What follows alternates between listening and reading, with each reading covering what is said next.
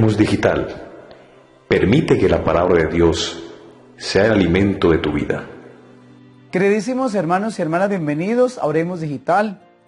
Nos encontramos a domingo 24 de marzo. Comenzamos hoy la Semana Santa, Domingo de Ramos en la Pasión del Señor, color litúrgico rojo, día 40 de la Cuaresma. En el nombre del Padre, y del Hijo, y del Espíritu Santo. Amén. Del libro de Isaías, capítulo 50, versículos del 4 al 7. El Señor Dios me ha dado una lengua de discípulo, para saber decir al abatido una palabra de aliento. Cada mañana me espabila el oído, para que escuche como los discípulos. El Señor Dios me abrió el oído, yo no resistí ni me eché atrás. Ofrecí la espalda a los que me golpeaban, las mejillas a los que mesaban mi barba. No escondí el rostro ante ultrajes y salivazos. El Señor Dios me ayuda, por eso no sentía los ultrajes. Por eso endurecí el rostro como pedernal, sabiendo que no quedaría defraudado. Palabra de Dios, te alabamos, Señor. Salmo 21. Dios mío, ¿por qué me has abandonado? Al verme se burlan de mí, hacen visajes, menean la cabeza. Acudió al Señor, que lo ponga a salvo, que lo libre si tanto lo quiere. Me acorrala una jauría de mastines, me cerca una banda de malhechores. Me taladran las manos y los pies, puedo contar mis huesos. Se reparten mi ropa, echan a suerte mi túnica, pero tú, Señor, no te quedes lejos, fuerza mía. Ven corriendo a ayudarme. Contaré tu fama a mis hermanos, en medio de la asamblea te alabaré. Los que temen al Señor, alábenlo, linaje de Jacob glorifíquenlo, témanlo, linaje de Israel. De la carta del apóstol San Pablo a los Filipenses, capítulo 2, versículos del 6 al 11. Cristo Jesús, siendo de condición divina, no retuvo ávidamente el ser igual a Dios.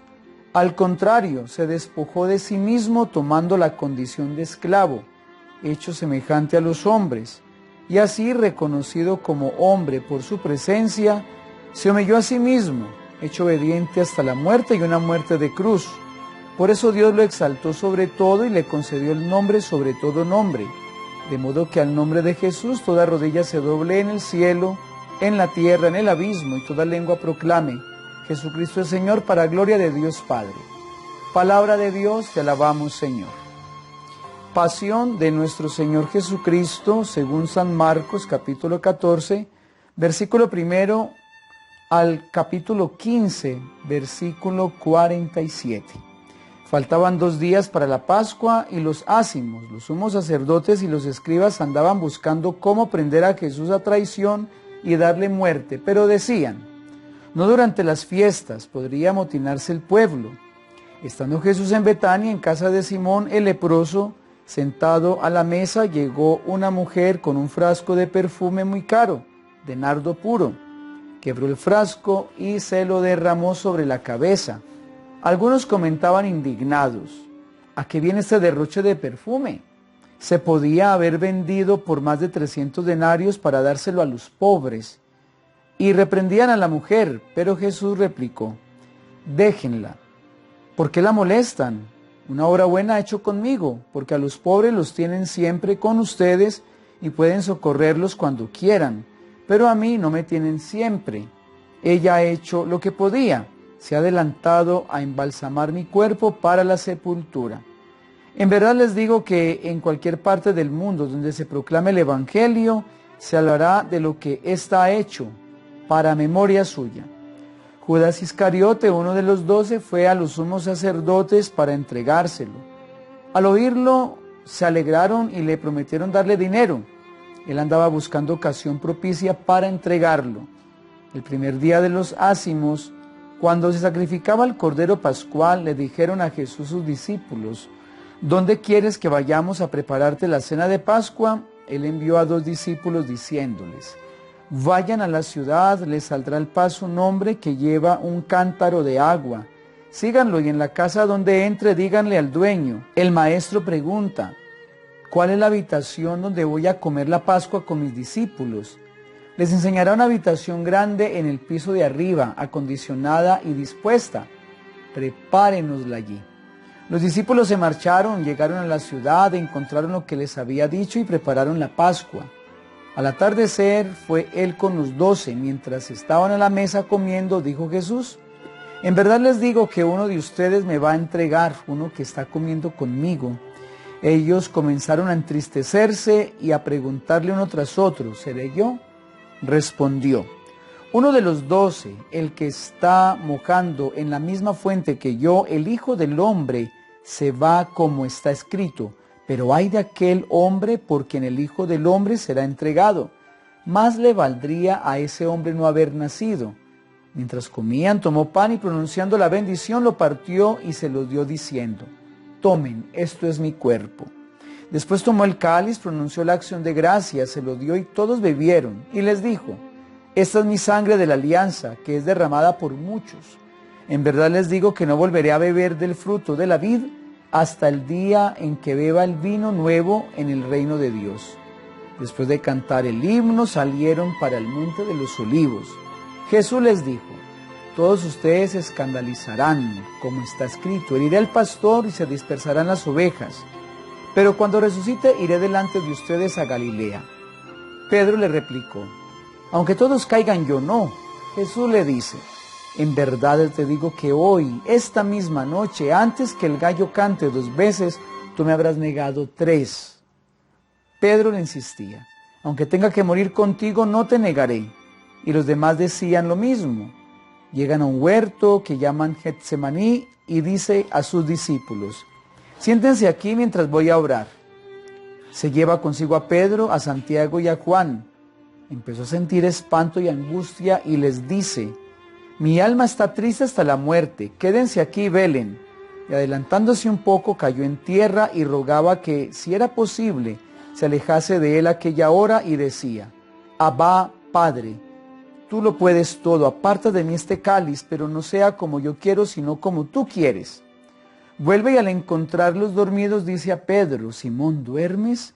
¿No has podido velar 1 hora? Velen y oren, para no caer en tentación. El espíritu está pronto, pero la carne es débil. De nuevo se apartó y oraba repitiendo las mismas palabras. Volvió y los encontró otra vez dormidos porque sus ojos se les cerraban y no sabían qué contestarle. Vuelve por 3ª vez y les dice: ya pueden dormir y descansar, basta, ha llegado la hora, miren que el Hijo del Hombre va a ser entregado en manos de los pecadores. Levántense, vamos, ya está cerca el que me entrega. Todavía estaba hablando cuando se presenta Judas, uno de los 12, y con él gente con espadas y palos, mandada por los sumos sacerdotes, los escribas y los ancianos. El traidor les había dado una contraseña diciéndoles: al que yo bese es él, préndanlo y condúzcanlo bien sujeto. Y en cuanto llegó, acercándosele, le dice: Rabí, y lo besó. Ellos le echaron mano y lo prendieron, pero uno de los presentes, desenvainando la espada, de un golpe le cortó la oreja al criado del sumo sacerdote. Jesús tomó la palabra y les dijo: han salido a prenderme con espadas y palos, como si fuera un bandido. A diario les estaba enseñando en el templo y no me detuvieron, pero que se cumplan las Escrituras. Y todos lo abandonaron y huyeron. Lo iba siguiendo un muchacho envuelto solo en una sábana, y se le echaron mano, pero él, soltando la sábana, se les escapó desnudo. Condujeron a Jesús a casa del sumo sacerdote y se reunieron todos los sumos sacerdotes y los escribas y los ancianos. Pedro lo fue siguiendo de lejos hasta el interior del patio del sumo sacerdote y se sentó con los criados junto al fuego para calentarse. Los sumos sacerdotes y el Sanedrín en pleno buscaban un testimonio contra Jesús para condenarlo a muerte, y no lo encontraban, pues aunque muchos daban falso testimonio contra él, los testimonios no concordaban, y algunos poniéndose de pie daban falso testimonio contra él, diciendo: nosotros lo hemos oído decir, yo destruiré este templo edificado por manos humanas, y en 3 días construiré otro no edificado por manos humanas. Pero ni siquiera en esto concordaban los testimonios. El sumo sacerdote, levantándose y poniéndose en el centro, preguntó a Jesús: ¿No tienes nada que responder? ¿Qué son estos cargos que presentan contra ti? Pero él callaba sin dar respuesta. De nuevo le preguntó el sumo sacerdote: ¿Eres tú el Mesías, el Hijo del Bendito? Jesús contestó: Yo soy. Y verán al Hijo del Hombre sentado a la derecha del poder y que viene entre las nubes del cielo. El sumo sacerdote, rasgándose las vestiduras, dice: ¿Qué necesidad tenemos ya de testigos? ¿Han oído la blasfemia? ¿Qué les parece? Y todos lo declararon reo de muerte. Algunos se pusieron a escupirlo y tapándole la cara lo abofeteaban y le decían: profetiza. Y los criados le daban bofetadas. Mientras Pedro estaba abajo en el patio, llega una criada del sumo sacerdote, ve a Pedro calentándose, lo mira fijamente y le dice: también tú estabas con el Nazareno, con Jesús. Él lo negó diciendo: ni sé ni entiendo lo que dices. Salió el zaguán y un gallo cantó. La criada, al verlo, volvió a decir a los presentes: este es uno de ellos.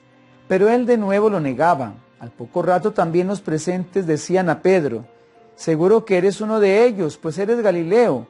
Pero él se puso a echar maldiciones y a jurar: no conozco a ese hombre del que me hablan. Y enseguida por segunda vez cantó el gallo. Pedro se acordó de las palabras que le había dicho Jesús: antes que el gallo cante 2 veces me habrás negado 3, y rompió a llorar. Apenas se hizo de día, los sumos sacerdotes con los ancianos, los escribas y el Sanedrín en pleno hicieron una reunión. Llevaron atado a Jesús y lo entregaron a Pilato. Pilato le preguntó: ¿eres tú el rey de los judíos? Él respondió: tú lo dices. Y los sumos sacerdotes lo acusaban de muchas cosas. Pilato le preguntó de nuevo: ¿no contestas nada? Miran de cuántas cosas te acusan. Jesús no contestó más, de modo que Pilato estaba extrañado. Por la fiesta solía soltarles un preso, el que le pidieran. Estaba en la cárcel un tal Barrabás, con los rebeldes que habían cometido un homicidio en la revuelta. La muchedumbre que se había reunido comenzó a pedirle lo que era costumbre. Pilato les preguntó: ¿quieren que les suelte al rey de los judíos? Pues sabía que los sumos sacerdotes se lo habían entregado por envidia, pero los sumos sacerdotes incitaron a la gente para que pidieran la libertad de Barrabás. Pilato tomó de nuevo la palabra y les preguntó: ¿qué hago con el que llaman rey de los judíos? Ellos gritaron de nuevo: crucifícalo. Pilato les dijo: pues qué mal ha hecho. Ellos gritaron más fuerte: crucifícalo. Y Pilato, queriendo complacer a la gente, le soltó a Barrabás, y a Jesús, después de azotarlo, lo entregó para que lo crucificaran. Los soldados se lo llevaron al interior del palacio, al pretorio, y convocaron a toda la compañía. Lo visten de púrpura, le ponen una corona de espinas que habían trenzado y comenzaron a hacerle el saludo: salve, rey de los judíos. Le golpearon la cabeza con una caña, lo escupieron y doblando las rodillas se postraban ante él. Terminada la burla, le quitaron la púrpura y le pusieron su ropa y lo sacan para crucificarlo. Pasaba uno que volvía del campo, Simón de Cirene, el padre de Alejandro y de Rufo, y lo obligaron a llevar la cruz. Y conducen a Jesús al Gólgota, que quiere decir lugar de la calavera, y le ofrecían vino con mirra, pero él no lo aceptó. Lo crucifican y se reparten sus ropas echándolas a suerte para ver lo que se llevaba cada uno. Era la hora tercia cuando lo crucificaron.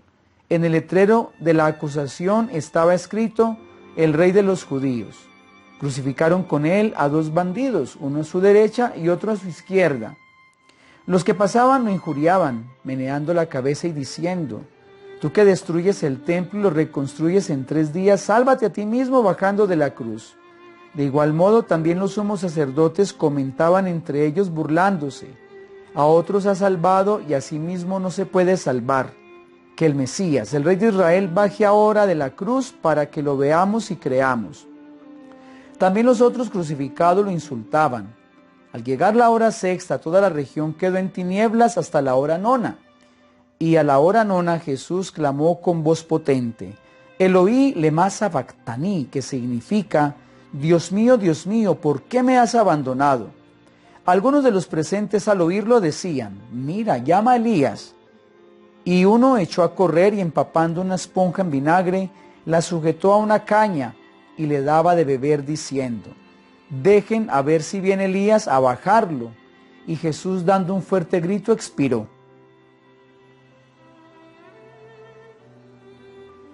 El velo del templo se rasgó en dos de arriba abajo. El centurión que estaba enfrente, al ver cómo había expirado, dijo: verdaderamente este hombre era hijo de Dios. Había también unas mujeres que miraban desde lejos, entre ellas María la Magdalena, María la madre de Santiago el menor y de José, y Salomé, las cuales, cuando estaba en Galilea, lo seguían y servían, y otras muchas que habían subido con él a Jerusalén. Al anochecer, como era de día de preparación, víspera del sábado, vino José de Arimatea, miembro noble del Sanedrín, que también aguardaba el reino de Dios.